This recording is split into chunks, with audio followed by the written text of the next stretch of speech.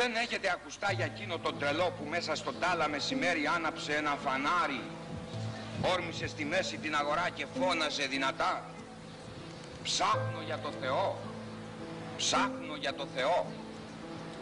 Εκεί υπήρχαν άνθρωποι πολλοί που δεν πίστευαν στο Θεό, και ανάμεσά τους ο τρελός ξεσήκωσε άγριο γέλιο. «Απολέστηκε λοιπόν», είπε ο ένας. «Μήπως έχασε το δρόμο του σαν τα μικρά παιδιά», είπε ο άλλος. «Μήπως κρύφτηκε κάπου ή βαρκαρίστηκε, τα χάσε καράβι και έσυρε στην ξενιδιά?» Έτσι ρώταγαν και γελάγαν.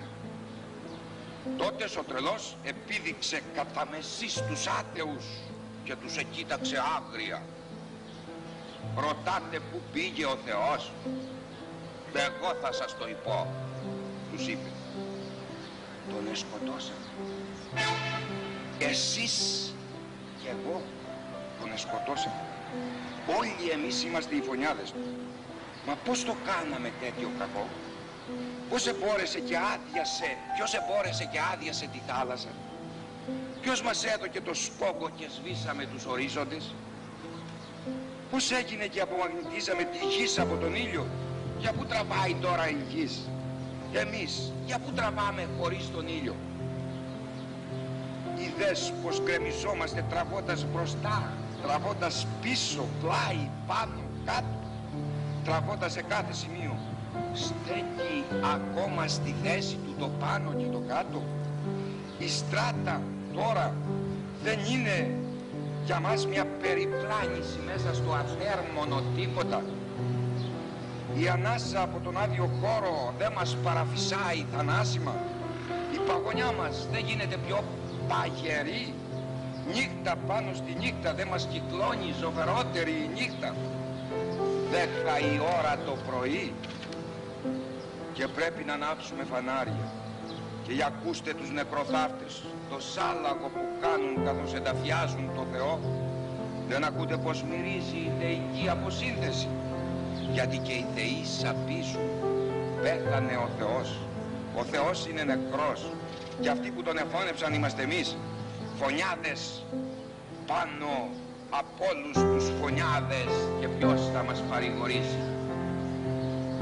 Το παντοδύναμο και το πανάγαθο, εκείνο που ως τώρα συνάρμοσε τον κόσμο, στάζει αίματα ανάμεσα στο χέρι μας. Ποιος θα σκουπίσει τα ματωμένα μαχαίρια μας? Ποια άγια ύδατα θα μας σταθούν καθαρμός? Τι λογή σε ορτές αγνιστήριες και ποιους αγώνες ιερούς θα δεσπίσουμε? Το μέγεθος μιας τέτοιας πράξης είναι πάνω από το μέτρο των ανθρώπων.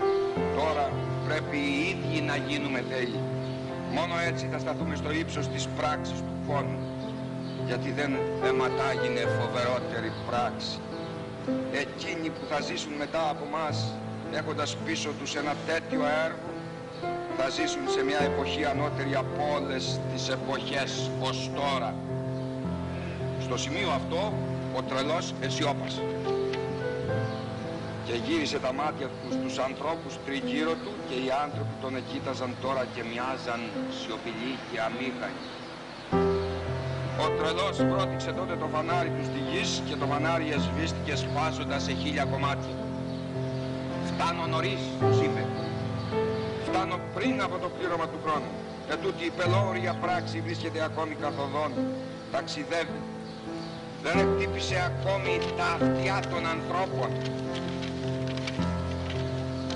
Η αστραπή και η βροντή χρειάζονται χρόνο. Το φως των αστέρων χρειάζεται χρόνο. Οι πράξεις των ανθρώπων χρειάζονται χρόνο από τη στιγμή που γίνανε ως τη στιγμή που θα φτάσουν στα αυτιά και τα μάτια τους. Και η πράξη τούτη είναι η πιο μακρινή από τα μακρινά αστέρια. Και όμως αυτοί που την έπραξαν είμαστε εμείς. Λένε ακόμη πως την ίδια μέρα ο τρελός μπήκε σε πολλές εκκλησίες και συνέθεσε θρηνητικό το ειδικό του ρέκβιεμ για τον αιώνιο θάνατο του Θεού. Ύστερα βγήκε και είπε τα στερνά του λόγια. Και τι είναι τάχατες οι εκκλησίες των ανθρώπων, αν δεν είναι ο τάφος και το μνήμα του Θεού?